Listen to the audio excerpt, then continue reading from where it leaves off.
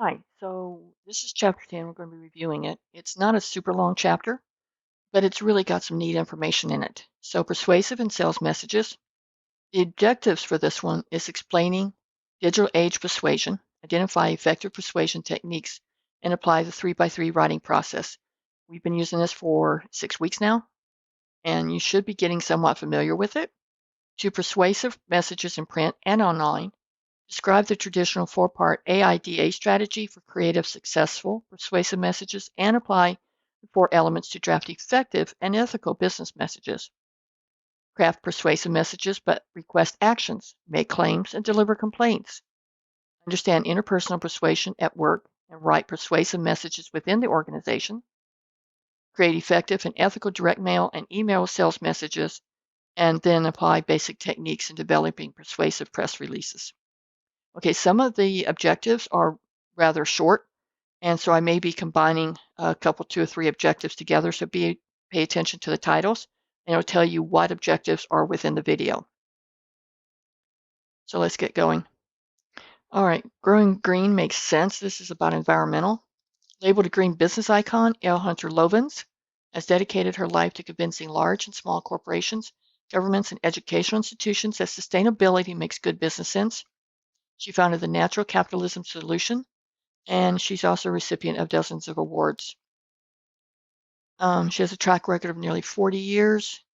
She addresses executives at Walmart, leaders at Pentagon, and owners of small companies such as Cliff Bar. You may have seen their product.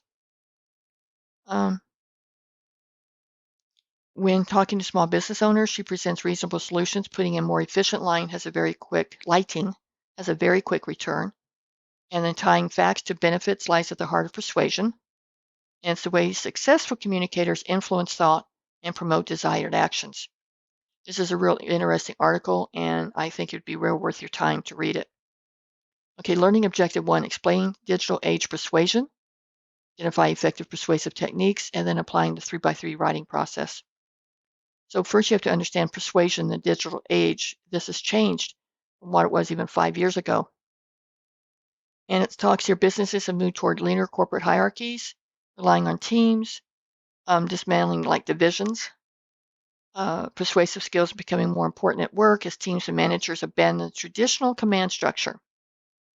At Natural Capitalism Solutions, sustainability champion L. Hunter Lovins had to be very convincing whether she was trying to win over a skeptical corporate executive or raise funds for her green projects. So here's a symbol for green and recycling. And it starts talking right off about having a barrage of print and electronic persuasive messages. Many of us don't recognize the techniques of persuasion, even though they're being used on us. To be smart consumers, we need to be alert to persuasive practices and how they influence behavior, namely ours as well as other people. Being informed is our best defense. We should realize that persuasion has the power to change attitudes and behaviors on a mass scale. As persuasion guru B.J. Fogg at Stanford puts, social networks enable individuals or groups, let me highlight this, to reach virtually limitless audiences and practice what Fogg calls mass interpersonal persuasion. And this puts a lot of power into the hands of many. What is persuasion? And there's a couple of ways to do it. As a communication scholar, Richard M. Pirloff defines it. Persuasion is a symbolic process in which communicators try to convince other people to change their attitudes or behaviors regarding an issue through the transmission of a message in an atmosphere of free choice. Okay, so helping us understand how persuasion works, this definition has 5 parts. It's a symbolic process, involves an attempt to influence, involves self-persuasion, involves transmitting a message, and requires free choice. Symbolic words, signs, images, for example, liberty, signs as national flags, images such as the Red Cross for Rescue and Apple for computers. We all recognize those symbols. An ethical persuader understands the power of symbols, does not use them to trick others. Persuasion involves an attempt to influence. That's kind of a given, hence by the name persuasion. A conscious effort to influence another person with the understanding that change is possible. For instance, when you ask your boss for permission to telecommute, you intend to achieve a specific outcome and assume that your boss can be swayed. Self-persuasion. Ethical communicators give others a choice to accept their arguments by making compelling, honest cases to support them. That means they're trying to convince you that what they're saying is true and that you need to do it. They plant the seed but do not coerce. They leave it to others to self-influence. I think that's kind of an interesting term. That is to decide whether to make the change. In the case of telecommuting, you would want to present your boss clear benefits of working from home, but definitely not push hard. Transmitting a message. Persuasive messages can be verbal or nonverbal. They can be face-to-face, the internet, TV, radio, or other media. Persuasive messages are not always rational. They often appeal to our emotions. And it gives you an example: car commercial playing your favorite tune and showing pristine landscapes, not a gridlock interstate during rush hour.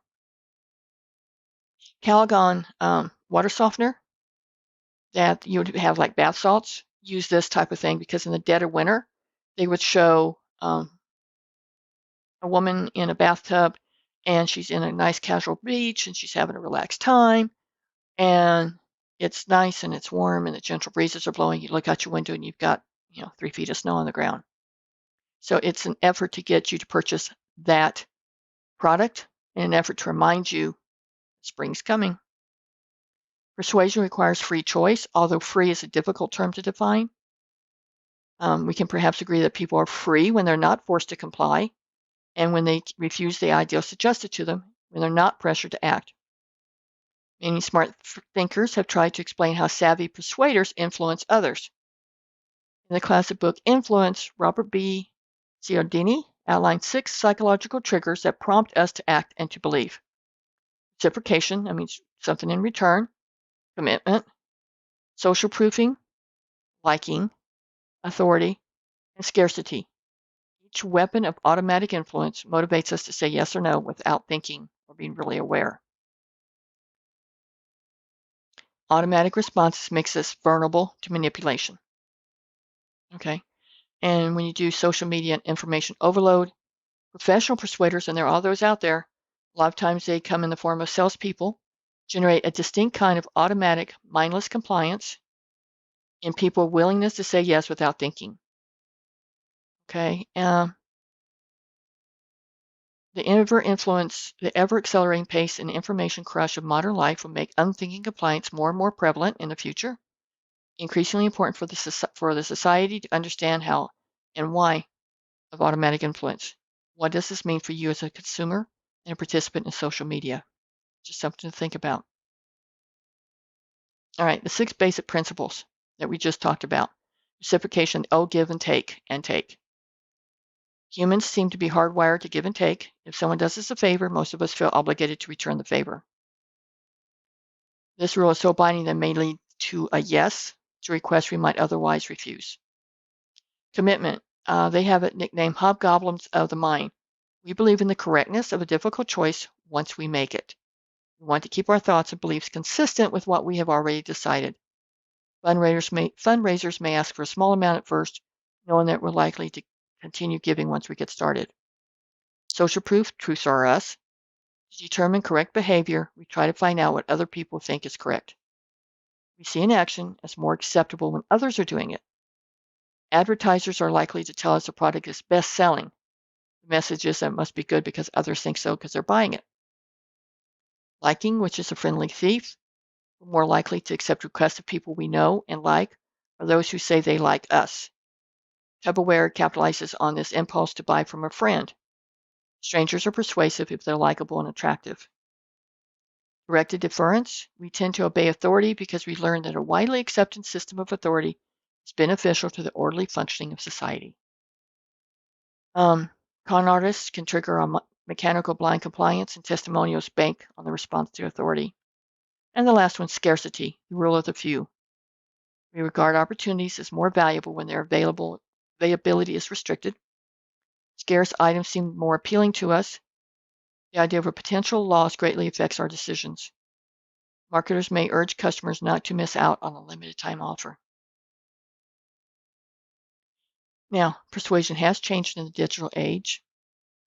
And it's talking about Aristotle in ancient Greece and Niccolo Machiavelli in Renaissance Italy, which was philosophers, politicians, and business people have long to understand the art of influence. Persuasion in the 21st century is different than persuasion during their time.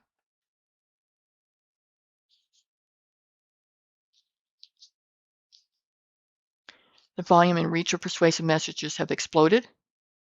Average American adult endures between 300 and 3,000 ads and other persuasive appeals a day. It depends on whether you're watching TV, listening to the radio, looking at the internet, what you get on your mobile phone. 2/3 of people surveyed in 16 countries say they liked American music, films, and television, and that's up 6% from 5 years earlier. Persuasive messages spread at warp speed. Popular TV shows such as The X Factor and their corporate sponsors use social media to engage the fans. American Idol now clocks 1 million posts during a single show. Organizations of all stripes in the persuasion business, ad agencies, PR firms, social activists, lobbyists, marketers, and more. Their purpose is to try and get you to buy something or convince you to buy it. Although outspent by corporations that sink millions into image campaigns, activists use social networks. Persuasive techniques are more subtle and misleading. Instead of the hard sell approach, they play on emotions by using flattery, empathy, nonverbal cues, and likability. They're selling an image or a lifestyle, they're not a product. And persuasion is more complex and impersonal. American consumers are more diverse. They don't necessarily think alike. Marketers have to study various target groups and customize their appeals. Technology has increased the potential for distortion. How to persuade effectively, applying the 3x3 writing process. Analyze the purpose, knowing what you want to achieve. The goal of the message is to convert the receiver to your ideals and motivate them to action. Chef James Berry, the owner of Wholesome To Go, an organic food home delivery service, understands contemporary persuasive techniques. He was a personal chef for celebrities. He's convinced that all of his customers want to feel special. He knows that to achieve success today, he must cultivate relationships, not push the products. He engages his clients by maintaining a website. He tweets and he posts on his Facebook and Pinterest game. Wholesome To Go is also a YouTube channel. So there's a variety of ways he's trying to get to them. Website, tweeting, Facebook, Pinterest, and a YouTube channel. And he sends emails. So he has a lot of the social media going to promote him. Effective techniques establish credibility. In other words, you know what you're talking about. Make a reasonable, specific request. Make it doable and attainable. Okay, so you can really do it. Tie facts to benefits. Support such as statistics, reasons, and analogies.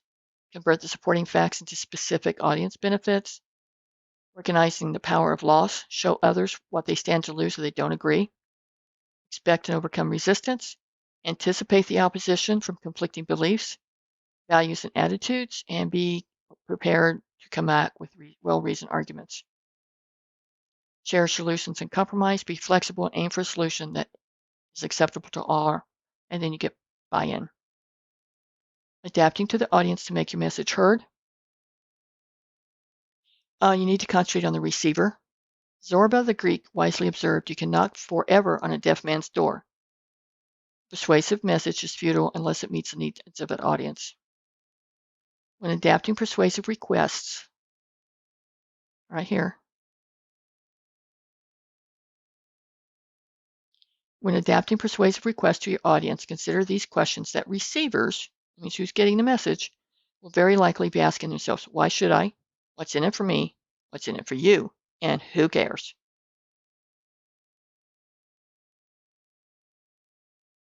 And here's the Wholesome To Go, his website, Facebook.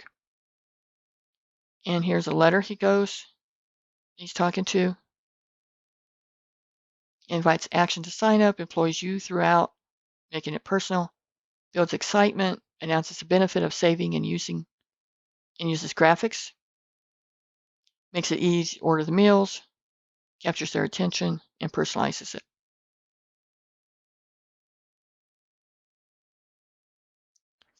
Leaping into the future and how a CEO danced to persuade his team. That would be an interesting read if you get a second. It's not real long.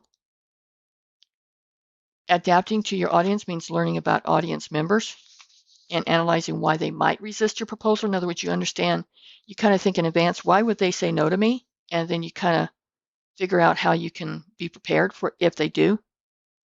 Researching and organizing your data. Once you've analyzed the audience and consider how to adapt your message to its needs, you're ready to collect data. Here we go with brainstorming and cluster diagrams to provide a rough outline. Chef James studies the competition and sets a sustainable whole food prices lower than most. He understands New Year's resolutions to eat healthy and lose weight might reduce resistance to his offer. Next, you get it into a logical sequence. So first you try to adapt the message to its needs, to your audience needs. And then organizing the data into a logical sequence. If you're asking for something you know it's going to be okay, literal persuasion. In case you would make a direct request, you would expect resistance when you need to educate the receiver about why something's important. So the indirect strategy will work better. You should be familiar with that at this point in time. Indirect strategy, known by the acronym AIDA, works for many persuasive requests. This 4-part strategy for overcoming resistance and crafting successful messages. So here's AIDA.